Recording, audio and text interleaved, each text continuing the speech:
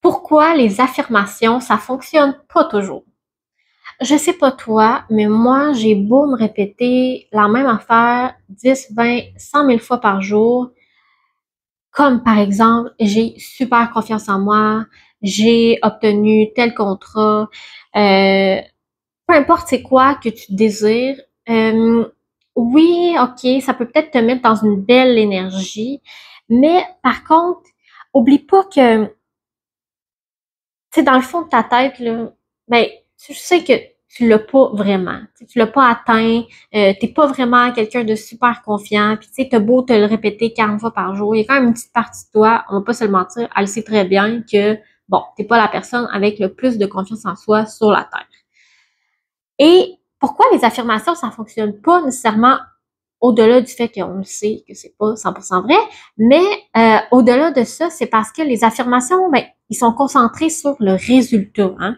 Le résultat, c'est je veux avoir confiance en moi, je veux obtenir tel contrat, tel client. Donc, c'est vraiment concentré sur quelque chose que tu veux avoir. Donc, ça te met dans une énergie de j'ai besoin de ça, hein? Et ça se concentre sur le résultat final. À la place de faire ça, qui est, moi, je trouve un petit peu trop calinours. Ce que j'aime faire, c'est des affirmations, mais qui sont basées sur les actions à faire. Donc, au lieu de dire je suis comme ça, tu peux simplement dire je vais suivre une formation sur la confiance en soi.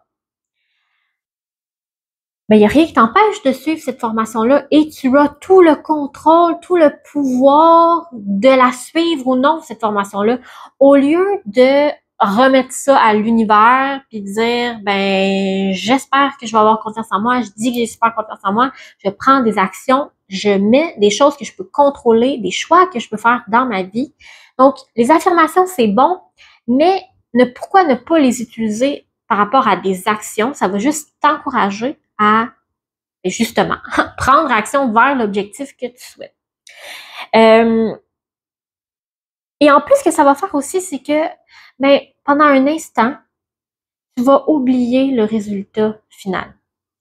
Et c'est vraiment ça hein, qui génère notre stress. Est-ce que je vais y arriver? Est-ce que ça va marcher? Est-ce que on est dans l'insécurité, dans le je ne sais pas, l'inconnu. Donc, on oublie ça un instant puis on se concentre sur le parcours.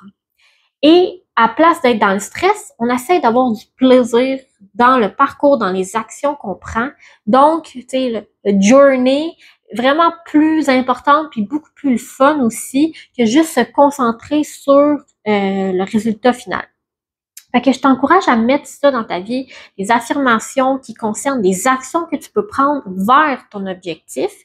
Puis, pour ça, mais ce qui peut aider, un petit exercice que j'aime bien faire avec mes clients, c'est pense à une journée idéale dans ta vie. Donc, une journée où est-ce que tu as réussi cet objectif-là que tu souhaites. Mais pour se concentrer sur ton parcours qui va te servir d'atteindre cet objectif-là au lieu de l'objectif en tant que tel, c'est de réfléchir à justement comment ça se passe sa journée, hein? Qu'est-ce que tu fais? T'es dans quel état d'esprit? Ça apporte vraiment une légèreté dans ton processus. Donc, prends 5-10 minutes, décris un peu ta journée idéale, laisse-toi transporter par cette énergie-là. Il me semble que ça va te faire pas mal plus de bien que de faire des affirmations du genre j'ai réussi telle chose, j'ai réussi telle chose, puis essayer de te convaincre que c'est vrai. Euh, donc oui, laisse-toi transporter par ça, puis c'est sûr que ça va donner le goût après ça de te mettre en action. Puis je veux juste te rappeler là, que pour avoir une vie idéale, ça prend juste 365 jours idéaux par année. Jour idéal, jour idéaux, en tout cas. Fait que rappelle-toi ça, hein, si tu veux construire ta vie idéale, commence par une journée et répète-la. Puis c'est aussi simple que ça. Tu as atteint ton objectif, tu as atteint ce que tu souhaites.